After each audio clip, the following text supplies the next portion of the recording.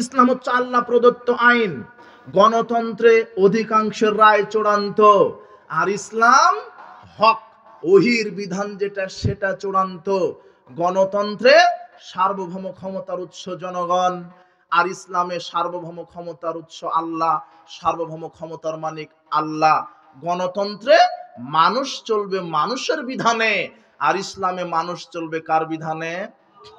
বাংলাদেশের এই 20 কোটি মানুষ এখন কার বিধানে চলে? আল্লাহর। আরে আল্লাহর, আল্লাহর না, কার বিধানে? মানুষের। অথচ তোমার নেতা মুসলিম। কথা বুঝতে পারো নি তুমি? তোমার নেতা মুসলিম, তোমার নেতা মুনাফিক। তোমার নেতা মুসলিম না, তোমার নেতা মুনাফিক। আমি চলবো আল্লাহর বিধানে।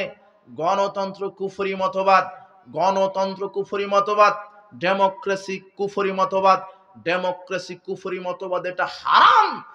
এর উপরে কোন মুসলিম এই ডেমোক্রেসি রাজনীতিতে বিশ্বাসী হতে পারে না। আর একটা কথা, গণতন্ত্রের নেতা নির্বাচন হয় ইলেকশনে। গণতন্ত্রের নেতা নির্বাচন হয় কিভাবে? ইলেকশন। আর ইসলামের নেতা নির্বাচন হবে সিলেকশন। কি? এই যুবকরা শিখো, আজকে শিখে যাও। ইসলামের নেতা নির্বাচন হবে সিলেকশন। কি?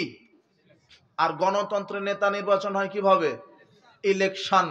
ইলেকশন মানে এই যে পচা ভোটতন্ত্রের পদ্ধতিতে। কথা বুঝতে পারোনি? এই যে প্রচলিত ভোট পদ্ধতি, এটা হলো হারাম। শোনেন, প্রচলিত এই যে ভোট পদ্ধতি, আপনাকে বলছি এইদিকে শোনেন, প্রচলিত যে ভোট পদ্ধতি এটা হলো হারাম। কি করে? কিভাবে হারাম? ইসলামের সিলেকশনে নেতা নির্বাচন হবে। সিলেকশন মানে বাছাই করা। কি করা? বাছাই। সিলেকশনের মাধ্যমে যদি নেতা নির্বাচন করেন, তাহলে যোগ্য লোককে আপনি নেতা হিসেবে দেখতে পাবেন। আর ইলেকশনের মাধ্যমে যদি নেতা নির্বাচন করেন, তাহলে যত চোর, দুর্নীতিবাজ আর ডাকাত, এদেরকে নেতা হিসেবে দেখতে পাবেন আপনি। কিভাবে? ইলেকশন শুরু হয়েছে, ভোট পদ্ধতি, ভোট পদ্ধতিতে টাকার খেলা। একটা চেয়ারম্যান হতে 1 কোটি টাকা খরচ করতে হয়। কয় কোটি? 1 কোটি টাকা। অমুককে কিনো, অমুককে গুম করো, অমুককে মারো, আমাকে এই ক্ষমতায় থাকতে হবে। এটা গণতন্ত্র। তার মানে দেখেন ভোট পদ্ধতি, ইলেকশনের কারবার দেখেন। ইলেকশনে অযোগ্য লোক ক্ষমতায় আসে কিভাবে? এই খুঁটিটা আল্লাহ ভীরু, পরহেজগার, আল্লাহ ভীরু, তাকওয়াশীল, পরহেজগার, কোরআন হাদিসের পণ্ডিত, এই খুঁটিটা দাঁড়িয়েছে এমপি পদপ্রার্থী। আর এই খুঁটিটা হলো মুচি, একজন মুচি যে জুতা সেলাই করে, জুতাতে তালি লাগায়, জুতাতে রং দেয়, এ হলো মুচি। এও দাঁড়িয়েছে এমপি পদপ্রার্থীতে। এখন গণতান্ত্রিক এই ভোটার সিস্টেমে নেতা নির্বাচন হচ্ছে, ইলেকশন হচ্ছে। ভোট ভোট হতে হতে হতে হতে দেখা যাচ্ছে যে এই যে আল্লাহ ভীরু, তাকওয়াশীল, পরহেজগার লোকটা 50 জন আলেম, বিজ্ঞ আলেমের ভোট পেয়েছে। 50 জন বিজ্ঞ আলেম এই পরহেজগার লোককে ভোট দিয়েছে। 50 জন লোক একে আলেম নেতা হিসেবে দেখতে চায়, এমপি হিসেবে দেখতে চায়। আর মুসিকে ভোট দিয়েছে 51 জন মেথরে। কে? কতজন মেথর? 51 জন। গণতান্ত্রিক সিস্টেমে তোমার এমপি নেতাকে বলো, বলো নেতাকে? মুচি। এটা হলো গণতান্ত্রিক পদ্ধতি। এই অযোগ্য লোক ক্ষমতা যাবে ভোট বেশি হলে। আর সিলেকশনে যদি হয়, কোনদিন এদেশের জ্ঞানবান লোক মুসির কথা মুখে নিবে না। সিলেকশন কি? ইসলামের নেতা নির্বাচন কি? ইসলামের নেতা নির্বাচন হলো যোগ্য 10 জন ব্যক্তি এক মঞ্চে বসে একটু গবেষণা চিন্তা করবে, কাকে বাংলাদেশের প্রধানমন্ত্রী বানানো যায়, একটু ভেবে চিনতে তারপরে রায় দিবে। হ্যাঁ, অমুক ব্যক্তি, ডিগ্রিধারী, আল্লাহ ভীরু, কোরআন হাদিসের পণ্ডিত, বিজ্ঞ আলেম, আমরা একেই দেখতে চাচ্ছি প্রধানমন্ত্রী হিসেবে।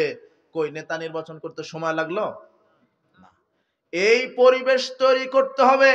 বাংলাদেশের 20 কোটি মানুষকে এই বক্তব্যের মাধ্যমে সতর্ক করতে হবে যে আমরা পচা ইহুদি খ্রিস্টানের নীতিতে রাজনীতি করতে চাই না। আমরা ইসলামী খেলাফতের রাজনীতি করতে চাই। আমরা সিলেকশনের মাধ্যমে নেতা দেখতে চাই, ইলেকশনের মাধ্যমে নয়। আপনি এই যে অযোগ্য লোককে ভোট দিয়ে নেতা নির্বাচন করলেন, ভোটের আরেকটা ফজিলত আছে। ভোটের আরেকটা ফজিলত কি জানেন? একেবারে সবচেয়ে বড় ভোটের ফজিলত হচ্ছে, আপনি ভোট দিয়ে যাকে নেতা নির্বাচন করেছেন, ও যতদিন নেতা থেকে যত চুরি ডাকাতি দুর্নীতি করবে, সবার সমপরিমাণ গুনাহ আপনার খাতাতেও যোগ হবে। না বোঝেননি মনে হয়? আপনার ভোটেও কি দুর্নীতিবাজ হওয়ার সুযোগ পেয়েছে? কথা বুঝেননি? আপনার ভোটেও মদ খাওয়ার সুযোগ পেয়েছে, আপনার ভোটেও চুরি করার সুযোগ পেয়েছে। ও যা কিছু পাপ করবে সমপরিমাণ পাপ কার যাবে? আপনার আমল নামাতে যাবে। এটা হলো ভোটের ফজিলত। আর সিলেকশনটা কি বলে দিব, অমুক ব্যক্তিকে আমরা, এটা হচ্ছে ইসলামী খেলাফা, এই পরিবেশ তৈরি করতে হবে। আহলে হাদিসদের রাজনীতি এটাই, ইমারত এবং খেলাফত। ইমারত এবং খেলাফত এটা হচ্ছে আহলে হাদিসদের রাজনীতি। আপনি বলবেন তাহলে এটা কিভাবে সম্ভব? হ্যাঁ, এটা দাওয়াতি কাজের মাধ্যমে সম্ভব। আমরা দাওয়াতি কাজে আকীদা আমল সংস্কারের মাধ্যমেই এই দেশে ইসলাম প্রতিষ্ঠিত হবে ইনশাআল্লাহ। এটা আহলে হাদিস আলেমেরা বিশ্বাস করে। আকীদা আমল পরিবর্তনের মাধ্যমেই আমরা বিশ্বাস করি।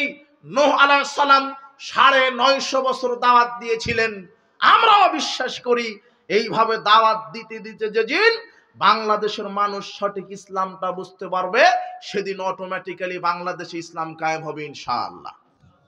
এভাবে বুলেট ব্যালটের মাধ্যমে নয়, অমুককে গুম করো, অমুককে হটাও, অমুকের নামে মামলা দাও, এটাই হলো গণতন্ত্রের ফজিলত। জি না, আমরা বিশ্বাস করি ইসলাম কায়েম হবে আকীদা আমল সংস্কার সংশোধনের মাধ্যমে। হে যুব সমাজ, কান খাড়া করে শুনে রাখো, ইসলাম প্রতিষ্ঠিত হবে ইসলামের তরিকায়। ইসলাম প্রতিষ্ঠিত হবে ইসলামের তরিকায়। ইসলাম প্রতিষ্ঠিত হবে রাষ্ট্রীয়ভাবে ইসলামী তরিকায়। ইহুদি খ্রিস্টানের পচা তরিকায় ইসলাম কখনো বাংলাদেশে কায়েম হতে পারে না, সুযোগ নেই। আমি ইসলাম প্রতিষ্ঠিত করব আব্রাহাম লিঙ্কনের পদ্ধতিতে? না, বোঝা যায়নি মনে হয়। ছেলেরা বোঝনি তুমি? আমি ইসলাম প্রতিষ্ঠিত করব আব্রাহাম লিঙ্কনের এই গণতন্ত্রের মাধ্যমে, না মুহাম্মদ সাল্লাল্লাহু আলাইহি ওয়াসাল্লামের ইসলামী খেলাফার মাধ্যমে? কোনটা? বুঝো, কিছু ঘেলো আছে তোমার মাথায়। আমি ইসলাম দেখতে চাই তো আব্রাহাম লিঙ্কনের পদ্ধতিতে? তোমার হুজুর দুইটা ভোটের লোভে মণ্ডপ উদ্বোধন করতে চলে গেছে তোমার হুজুর। শোনো, ইব্রাহিম আলাইহিস সালাম মণ্ডপে গেছেন মূর্তি ভেঙে ফেলার জন্য, আর তোমার নেতা মণ্ডপে যায় মূর্তি উদ্বোধন করার জন্য। রাত দিন আকীদার পার্থক্য আছে। তোমার নেতা মণ্ডপে যে গীতা পাঠ করে, আর মুহাম্মদ সাল্লাল্লাহু আলাইহি ওয়াসাল্লাম লাঠি দিয়ে মূর্তি ভেঙে সমান করে দেয়। মোহাম্মদ, তোমার নেতা আবার বলছে যেহেতু আমি সেকুলার রাষ্ট্রের নেতা, সেহেতু আমাকে সবকিছুই মেনে নিতে হবে। আরে গণতান্ত্রিক পদ্ধতিতে যারা বাংলাদেশে নেতা হবে, এরা হবে ঘর জামাই নেতা, এরা হক কথা বলতে পারবে না। তোমার নেতা বলছে জাতীয় সঙ্গীত, এটা জাতীয় ইস্যু, কিভাবে আমরা বন্ধ করতে পারবো? জাতীয় সঙ্গীত বন্ধ করতে হবে। আপনি নেতৃত্বের চেয়ারে বসলেন কেন? আপনি মুসলিম, জাতীয় সঙ্গীত শিরকি সঙ্গীত। ওমা তোমার আকাশ তোমার বাতাস আছে, ওটা দুর্গা মার বাতাস নয়, দুর্গা মার আকাশ নয়, ওটা হলো আমার আল্লাহর আকাশ। আমি নেতা, আমাকে বলতে হবে সংসদে, কি জন্য আপনি সেকুলার রাষ্ট্রের নেতা হতে গেলেন কেন? আরে নেতা হওয়ার তো এই প্রপোজটা, নেতা হওয়ার প্রস্তাবটা মুহাম্মদ সাল্লাল্লাহু আলাইহি ওয়াসাল্লামকে দেওয়া হয়েছিল। আবু জেহেল উতবা সাহেবা গিয়ে বলছেন, আপনি গাড়ি চাবেন, বাড়ি চাবেন, টাকা চাবেন, কি লাগবে আপনার? আমরা নেতা বানিয়ে দেব আপনাকে। গোটা মক্কার আমরা আপনাকে নেতা বানিয়ে দিব। আপনি কি চাইবেন? শুধু শর্তটা কি? আপনি 1 বছর আমাদের মূর্তির পূজা করবেন, আমরা 1 বছর কাবা ঘরের ইবাদত করব। তখন রাসূল বলছেন, না না না না না, আমি তো ঘর জামাই নেতা হতে রাজি নই। কথা বুঝতে পারেনি মনে হয় যুবক। মুহাম্মদ সাল্লাল্লাহু আলাইহি ওয়াসাল্লাম বলছে, জিনা লাকুম দিনুকুম ওয়ালিয়া দিন। জিনা, তোমাদের দিনের ফল তোমরা ভোগ করো, আমার দিন ইসলাম, আমি ইসলামের ফল ভোগ করব। হয় ইসলাম থাকবে আর মূর্তি এই কবর বন্ধ হয়ে যাবে। এখন অনেকে বলতে পারে যে আপনি যে বললেন যে মূর্তি ভেঙে দিতে, তো হিন্দুর মণ্ডপে গিয়ে মূর্তি ভেঙে দিতে হবে না। ইসলাম এরকম না। ইসলাম যখন বাংলাদেশ সংবিধানে রাষ্ট্রীয়ভাবে কায়েম হবে, এদেশে হিন্দুরাও বসবাস করবে, খ্রিস্টানেরাও বসবাস করবে, ইসলামের নীতি হবে তখন তাদেরকে জিজিয়া কর দিয়ে বসবাস করতে হবে। তারা জিজিয়া দিয়ে তাদের ধর্ম তারা পালন করুক, তারা মূর্তি পূজা করুক, তারা গরু পূজা করুক, তারা আগুন পূজা করুক, তারা সাপ বেজি পূজা করুক, কোনো সমস্যা নেই, তাদের ধর্মে বাধা দেওয়া যাবে না।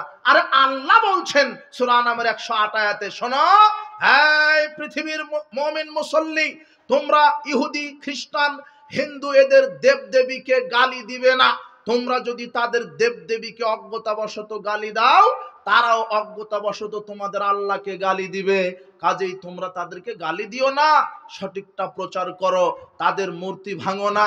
যদি তারা ট্যাক্স দেয়, যদি তারা কর দেয়, এটা হলো ইসলাম সাম্য সম্প্রীতি সৌহার্দ্যপূর্ণ শান্তির ধর্ম। এদের সবাই বাস করবে, হিন্দু ইহুদি খ্রিস্টান বাস করবে, কর দিয়ে জিজিয়া দিয়ে বাস করবে। যখন ইসলাম রাষ্ট্রীয়ভাবে কায়েম হবে, আমরাও চাই ইসলাম রাষ্ট্রীয়ভাবে কায়েম হোক, রাজনীতি করা ফরজ, রাষ্ট্রীয়ভাবে ইসলাম কায়েম হোক, এটা আমরা চাই। আমরা সেটা চাই নবীর তরিকায়। কার তরিকায়? নবীর তরিকায়। এদেশে ইহুদি থাকবে, খ্রিস্টান থাকবে, হিন্দু থাকবে, তারা নিজ নিজ ধর্ম পালন করবে। কিন্তু তাই বলে কোন মুসলমান বিজাতিদের ধর্মের জন্য 1 সেকেন্ড সময় ব্যয় করতে পারবে না। তোমার নেতা ধর্ম বুঝেনি, তোমার নেতা বলছে মাদ্রাসার ছাত্র দিয়ে মন্দির পাহারা দিব। জি না, কোন মুসলিম জাতি, কোন মুসলিম ব্যক্তি 1 সেকেন্ডের জন্য বিজাতীয় ধর্মকে সাহায্য করতে পারে না। 1 সেকেন্ডের জন্য মূর্তি পাহারা দিবে মুসলমান, এটা কি ভাবা যায়? তোমার নেতা ধর্মই বুঝেনি, তোমার নেতা ধর্মই বুঝেনি, তোমার নেতা ক্ষমতার লোভে, ভোটের লোভে পাগল হয়ে গেছে। এটাই হলো গণতন্ত্রের ফজিলত। কখনো হিন্দু সাজা লাগবে, কখনো খ্রিস্টান সাজা লাগবে, কখনো বৌদ্ধ সাজা লাগবে, কখনো হিজড়া সাজা লাগবে, কখনো ঘর জামাইয়ের ভূমিকা পালন করা লাগবে। এর নাম গণতন্ত্র, ধোঁকাতন্ত্র, ভণ্ডতন্ত্র একটা। কথা বুঝেছেন? কোন মুসলমানের বাচ্চা 1 সেকেন্ডের জন্য হিন্দুদের মূর্তি পাহারা দিতে পারে না, পারে না, পারে না। আমার ছেলেরা মূর্তি পাহারা দিবে মানে হিন্দুরা মারা গেছে নাকি? হিন্দু ধর্ম হিন্দু পালন করবে, ইসলাম আমরা পালন করব। এটা মুসলিম দেশ, এদেশে ইসলাম থাকবে, হিন্দুও থাকবে, তবে হিন্দু থাকবে, খ্রিস্টান থাকবে, সব থাকবে। ইসলাম আমরা চাই ক্ষমতায়, তারা ট্যাক্স দিয়ে কর দিয়ে থাকবে, তাদের উপর নির্যাতিত হবে না। এক শ্রেণীর এই কুলাঙ্গার, এই নাফরমানেরা বলছে ইসলাম যদি ক্ষমতায় যায় তাহলে হিন্দুদের কি হবে আর আমাদের স্ত্রীদের কি হবে, ল্যাংটা করে তো আর ঘোরানো যাবে না। মায়ের চাইতে মাসির দরদ কি বেশি এদের। হিন্দুদের কি হবে? হিন্দুরা তাদের ধর্ম মেনে নিবে, তাদের ধর্ম পালন করবে, কোনো বাধা নাই। আল্লাহ বলছেন তাদের ধর্মে বাধা দিবা না। কিন্তু যখন রাষ্ট্রীয়ভাবে ইসলাম কায়েম হয়ে যাবে, তখন এদেশে বিজাতিরা থাকবে কি দিয়ে? কর দিয়ে দিবে, তারা স্বাধীনভাবে বসবাস করবে। এটা হলো ইসলাম। এমন কি রাসূল বলছেন মান কাতালা মুআহাদান, যে একজন জিম্মি বিধর্মীকেও যদি কেউ হত্যা করে, আপনি যদি অযথা একটা হিন্দুকে হত্যা করেন, আপনার উপর আল্লাহ জান্নাতকে হারাম করে দিবেন, সে জান্নাতের গন্ধ পাবে না। ইসলাম সবার অধিকার দিয়েছে, কিন্তু তাই বলে ইসলাম, তোমার নেতা হিন্দুদের এখন একটা সংগঠন বানাইছে নাকি? হিন্দু সংগঠন মানে ভোট লাগবেই তোমার নেতার। তোমার নেতাকে বলে দিও ইসলাম কায়েম হবে ইসলামের নীতিতে, গণতন্ত্রের নীতিতে ইসলাম কায়েম হতে পারে না। কথা বুঝেছেন? কি বুঝলেন? বলছে ইসলামী গণতন্ত্র, ট্যাগ লাগায় দিছে। কি গণতন্ত্র? ইসলামী গণতন্ত্র। ইসলামী গণতন্ত্র ট্যাগ লাগায় দিলে গণতন্ত্র জায়েজ হয়ে গেল? আমি যদি বলি ইসলামী গাঁজা ফ্যাক্টরি, গাঁজা জায়েজ হয়ে যাবে না? ইসলামী আছে যে। কথা বুঝেননি? তাহলে আমি সালাত আদায় করব যার বিধানে, রাজনীতিও করব তার বিধানে। এখন আপনারা আমাদেরকে বলতে পারেন তাহলে আপনারা কিভাবে রাজনীতি করতে চাচ্ছেন? আমাদের রাজনীতি, রাসূল সাল্লাল্লাহু আলাইহি ওয়াসাল্লামের রাজনীতি কি? কোরআন এবং সহিহ হাদিসের দাওয়াত দিতে থাকতে হবে। নূহ আলাইহিস সালাম কত বছর দাওয়াত দিয়েছেন? 950 বছর। আমরা দাওয়াতে বিশ্বাসী, আমরা ব্যালট বুলেট গুলি বোমা হামলাতে বিশ্বাসী না। কথা কি বুঝেছেন? গণতন্ত্র মানে অমুককে হটাও, অমুককে মারো। কেন? এখন যেই অন্তর্বর্তীকালীন সরকার 20-22 জন আছে, এরা ভোটের মাধ্যমে আসছে না সিলেকশনের মাধ্যমে আসছে? তো এইভাবে যদি 1 বছর চলে আপত্তি আছে না? বলছে আর আপত্তি আছে, আমাকে ঘুতাঘুতি করে ক্ষমতায় যেতে হবে, না হলে চুরি করা যাবে না। কথা বুঝেননি? আমাকেই যেতে হবে। এই দেখেন আর কয়েক মাস না যেতে এরা ঠেলাঠেলি লাগায় দিবে, ভোট দেন, ঘোষণা দেন, ঘোষণা দেন, এদেরকে এখন টেনে নামাবে। কথা বুঝেননি? শোনেন, আর একটা কথা বলে গেলাম, লিখে রাখেন কলমে। আমরা বলছি 17 বছর জুলুমের মধ্যে ছিলাম। অন্তর্বর্তীকালীন সরকার আজকে যদি ঘোষণা দেয় যে আগামীকাল ভোটের মাধ্যমে আমি আবার সরকার নির্বাচন করার সুযোগ দিলাম, বাংলাদেশের মানুষ আবার 2 চোখে দেখতে পাবে যেই লাউ সেই কদু। এক নেতা গেছে এক জালেম, আর এক জালেম এসে বসবে। তোমার আমল আমরা চিনি না? তুমি দাড়ি টুপি লাগা রাজনীতি করেছো, সুদ বন্ধ করতে পারোনি, তোমাকে চিনা নাই। তুমি নারীর আসলের তলে ঢুকেছো একবার, ওর আসলের তলে ঢুকেছো একবার, অথচ রাসূল সাল্লাল্লাহু আলাইহি ওয়াসাল্লাম বলছেন লা ইফলিহু কওমুন ওয়ালা ইমরাতুহুম আমরুহুম ইমরাতান। ওই জাতি কশ্চিন কালেও সফল হতে পারে না, কল্যাণ পেতে পারে না, যেই জাতির নেতা হয় একটা মহিলা। তোমার নেতা দাড়ি টুপি লাগিয়ে মহিলার আসলের তলে ঘেঁষে ক্যানভাস করেছে তোমার নেতা। তোমার নেত্রীকে বলা হচ্ছে মাদার অফ ডেমোক্রেসি। বেটা, কিসের ডেমোক্রেসি? কিসের ডেমোক্রেসি? কাকে গণতন্ত্র শিখাও তুমি? ন্যাশনালিজম বলো তো, কি বললাম? এর হচ্ছে জাতীয়তাবাদ। আর বাংলা কি? এখন তুমি ইতিহাস খুঁজে দেখো, জাতীয়তাবাদের প্রবক্তাকে। 1, ইটালির মুসোলিনি, খ্রিস্টান মানুষ। 2, হিটলার, ইহুদি মানুষ। এই ইহুদি আর খ্রিস্টানের তৈরি করা জাতীয়তাবাদের রাজনীতি তোমার নেতা বিশ্বাসী, তুমি কেন এই রাজনীতি করবে? আমার নেতাকে মুহাম্মদ সাল্লাল্লাহু আলাইহি ওয়াসাল্লাম, আমি কার নীতিতে রাজনীতি করব? আর জাতীয়তাবাদের উপাদান হচ্ছে 6টা। বলো তো কয়টা? 6টা। দেখো, বংশ, অঞ্চল, গোত্র, বংশ, অঞ্চল, ভাষা, বর্ণ। কয়টা হলো? 4টা। শাসনতান্ত্রিক ঐক্য, অর্থনৈতিক ঐক্য। এই জাতীয়তাবাদের এই 6টা উপাদান, এর মধ্যে কিন্তু ইসলাম নাই। আছে? এই জন্য তোমার নেতার দাড়ি নাই, টুপি নাই। তোমার নেতার দাড়ি টুপি লাগিয়ে রাজনীতি করতে কি হয়? তাহলে তো হিন্দুর ভোট পাবে না যে।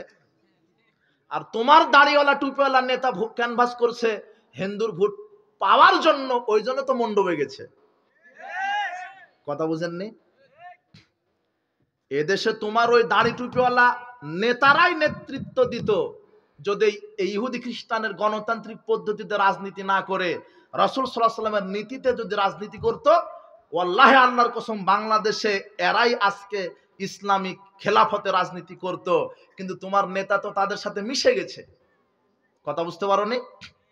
জাতীয়তাবাদ এটা হলো কুফরি মতবাদ, যার প্রবক্তা হলো হিটলার। হিটলারকে চিনো তোমরা?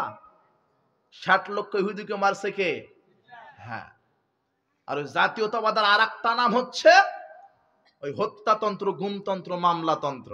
তোমার নেত্রী সাবেক নেতা হওয়ার পরও কি নেতৃত্ব দিয়েছে বিগত বছরগুলিতে? তোমার নেত্রী সাবেক একটা নেতা ছিল বাংলাদেশের, চিফ নেতা থাকার পরেও সিঙ্গাপুরে গিয়ে চিকিৎসা করতে পারে না, এর নাম হলো গণতন্ত্র। কথা বুঝনি? কি করলো তোমার নেতা? রাজনীতি করে কি করলো? এত বছর রাজনীতি করে কি করলো? বাংলাদেশের সুদ বন্ধ করতে পেরেছে? মাদক বন্ধ করতে পেরেছে? চোরা কারবানি বন্ধ করতে পেরেছে? না, পারবে না। এই গণতন্ত্রটাই তো কুফরি মতবাদ। এখানে সব সমান। আমরা রাজনীতি করব, আমরা ইসলামী রাষ্ট্র চাই। কার তরিকায়? নবীর তরিকায়। কার তরিকায়? নবীর তরিকাটা কি? দাওয়াত দিতে হবে, কোরআন এবং সহিহ হাদিসের দাওয়াত দিতে হবে। বাংলাদেশের 20 কোটি মানুষকে বোঝাতে হবে যে সালাত আদায় করব যার বিধানে, রাজনীতিও করব। বাংলাদেশের 20 কোটি মানুষ যদি এই কথাটা বোঝে, কোন কথা বলেন? সালাত আদায় করব যার বিধানে, রাজনীতিও করব। এই 20 কোটি মানুষ যদি এই স্লোগানটা উঠায়, রাতারাতি ইসলাম প্রতিষ্ঠিত হয়ে যাবে ইনশাআল্লাহ। হবে না? হবে। এটা কোনো ব্যাপারই না। সকল বিধান বাতিল করো, ওহির বিধান কায়েম করো। এই 20 কোটি মানুষ যদি রাজপথে একটা স্লোগান দেয়, 1 সেকেন্ডের মধ্যে বাংলাদেশ ইসলাম কায়েম হয়ে যাবে ইনশাআল্লাহ। হবে না? হবে। আমাকে স্বপ্ন দেখা লাগবে না পঁচাতন্ত্রের মাধ্যমে রাজনীতি করার। বলছিলাম যুবকরা বুঝতে পারছো ন্যাশনালিজম কি? এখনো বুঝনি। Nationalism is the desire by group of people who share the same race, culture etcetera to form an independent country. এটা ন্যাশনালিজমের সংজ্ঞা। মানে এই জাতীয়তাবাদের আকীদা হচ্ছে ওই যে বললাম না, বংশ। আমি যেই বংশের, শুধু সেই বংশের লোককে আমি ভালোবাসবো। আমার যেই বর্ণ সাদা বর্ণ, আমি সাদা বর্ণের লোককে ভালোবাসবো। আমার যেই ভাষা বাংলা, আমি শুধু বাংলা ভাষাকে ভালোবাসবো। আমার দেশের হিন্দুকে আমি ভালোবাসবো, অন্য দেশের মুসলিমকে আমি ভালোবাসবো না। এটাই হলো জাতীয়তাবাদ। এটা একটা সংকীর্ণ মতবাদ। এই মতবাদের সাথে ইসলামের কোনো সম্পর্ক নাই। এগুলো তোমাকে বলবে না তোমার বক্তা। কথা বুঝেছেন? এই জাতীয়তাবাদ, ন্যাশনালিজম, ডেমোক্রেসি, এক কথাই সোজা কথা শোনেন, আমরা জাতিতে কি? এই বলেন, সবাই বলেন, আমরা জাতিতে কি? রাজনীতি করব কার নীতিতে? এদেশের অধিকাংশ মানুষ ভণ্ড, প্রতারক, মুনাফিক। বলছে মুসলিম, আর রাজনীতি করছে হিটলারের তৈরি করাতে। হলো? এটা হলো? কথা বুঝেননি কথা? আর আমি মুসলিম, আমার নেতাকে মুহাম্মদ সাল্লাল্লাহু আলাইহি ওয়াসাল্লাম। তাহলে আমি কার তরিকায় রাজনীতি করব? বলেন আপনারা। আমি রাজনীতি করছি কার তরিকায়? এই যে জাতীয়তাবাদ কার তরিকা? মুহাম্মাদের, তাই না? এই ন্যাশনালিজম কার তরিকা? এটা সেকুলারিজম কার তরিকা? জর্জ জেকব হলিওক, ব্রিটেনের 1832 সালে এই সেকুলারিজম উৎপাদন করেছে। মানে মানুষকে ধর্মহীন করবে। এরপরে কি? ডেমোক্রেসি কার? Nationalism, secularism, democracy. এরপরে আছে কমিউনিজম, সাম্যবাদ, কার্ল মার্কস ও তৈরি করছে এটা। তোমরা কিছু পড়বে কি করে? ওই নাস্তিকেরা শিক্ষা ব্যবস্থায় ঢুকায় দিয়েছিল শুধু নেতার গল্প, কিচ্ছা কাহিনী, আর শিখায় দিয়েছে যে নাচা লাগবে, গান গাওয়া লাগবে, আর ডিম ভাজা লাগবে, আর ভাত রান্না করা লাগবে। এটাই তো শিখাইয়া দিয়েছিল। আজকে পাবনা ঈশ্বরদী কি ওটা পারমাণবিক বিদ্যুৎ কেন্দ্র আছে, জানো? তোমরা জানো? রূপপুর পারমাণবিক বিদ্যুৎ কেন্দ্র। ইঞ্জিনিয়ার কারা? রাশিয়া। পার্বতীপুর কয়লার খনি আছে, ইঞ্জিনিয়ার কারা?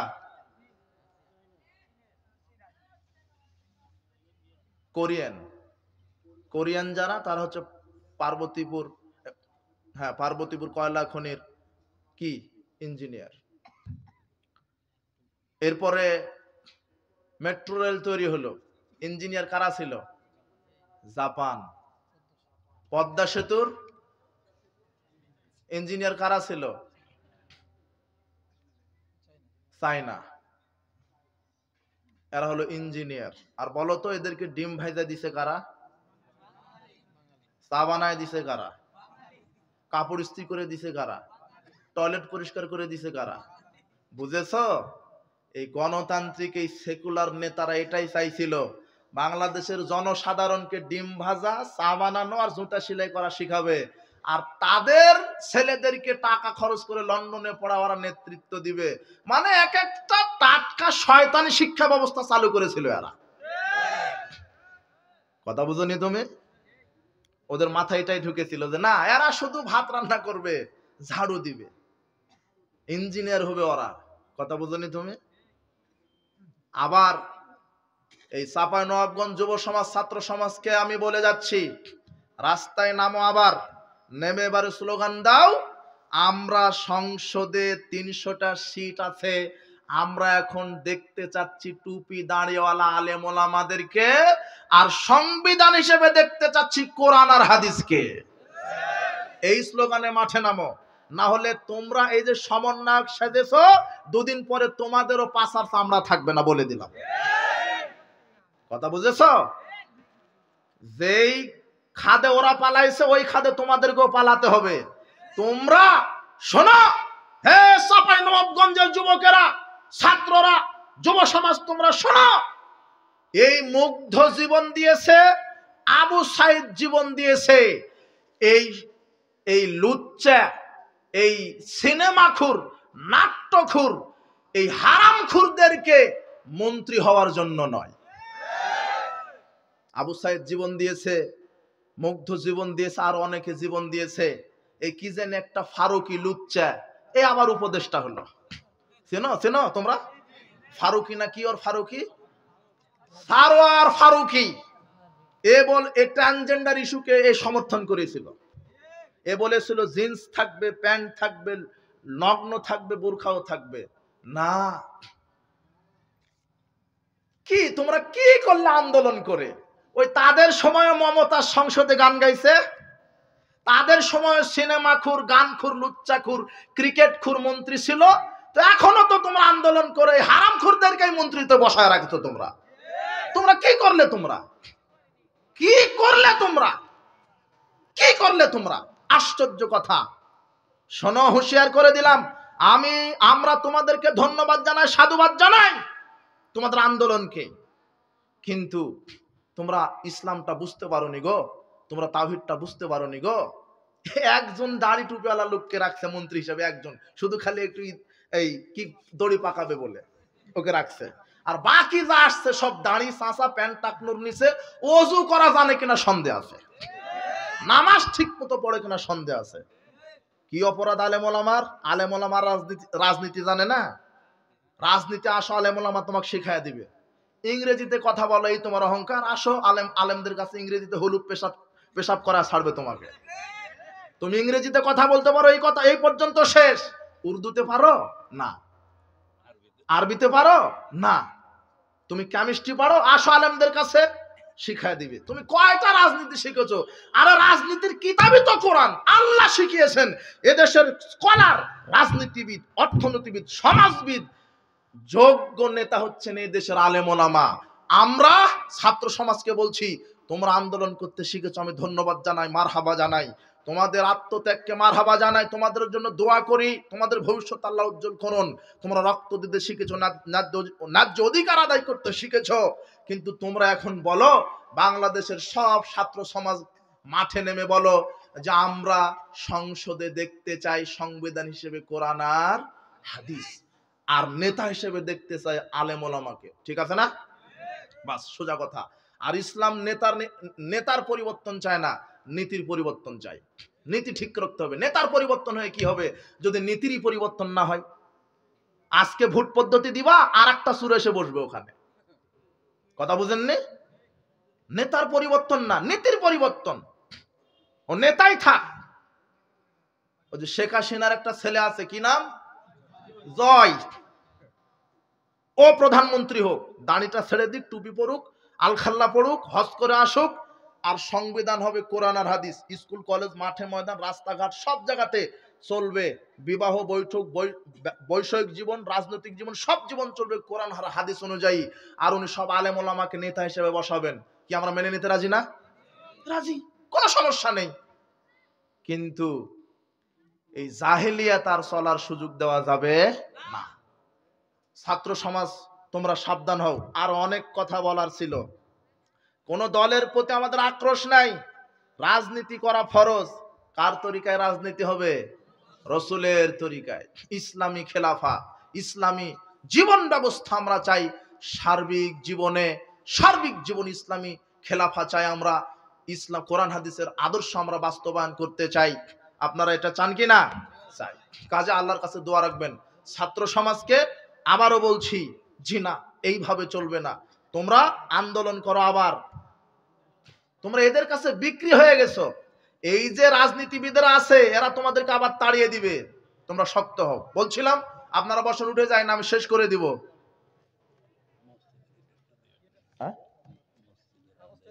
হ্যাঁ, এই যে এখন একটু টাকা দিতে হবে, দান করা লাগবে। উঠে যাবেন নাকি?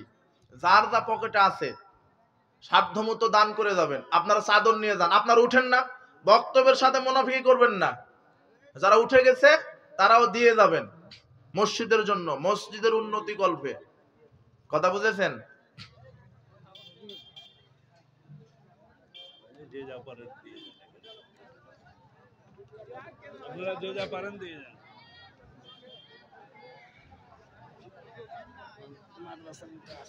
হ্যাঁ, আচ্ছা আচ্ছা। আরেকটি আপনাদের অবগতির জন্য, আমার যে মাদ্রাসাটা দারুল হাদিস আর সালাফে ইসলামী কমপ্লেক্স, ওটা ঘাটাইল টাঙ্গাইল, মাদ্রাসার জন্য আপনারা দোয়া রাখবেন, সার্বিকভাবে সহযোগিতা করবেন, মাদ্রাসা ব্যাপারে জানার চেষ্টা করবেন।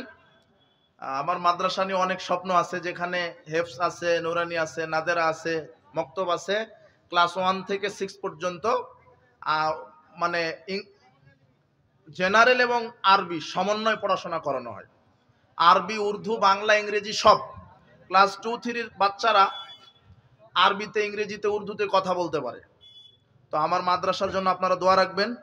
আর ভর্তির ফর্ম আমরা ছেড়ে দিব এই যে ডিসেম্বরের প্রথম সপ্তাহ থেকে জানুয়ারির প্রথম সপ্তাহ ভর্তি কাজ চলবে। তো আপনারা যোগাযোগ রাখবেন, দোয়া রাখবেন, আল্লাহ যেন দারুল হাদিস সালাফ ইসলামী কমপ্লেক্সে কবুল করেন। হ্যাঁ হ্যাঁ হ্যাঁ, নেওয়া যাবে। নেওয়া বিধর্মী কেউ যদি সহযোগিতা করে মসজিদ মাদ্রাসায় নেবেন, সমস্যা নেই, নেওয়া যাবে। তাদের ধর্মের সহযোগিতা করা যাবে না, মানুষ হিসেবে তাদের বিপদে সহযোগিতা করবেন।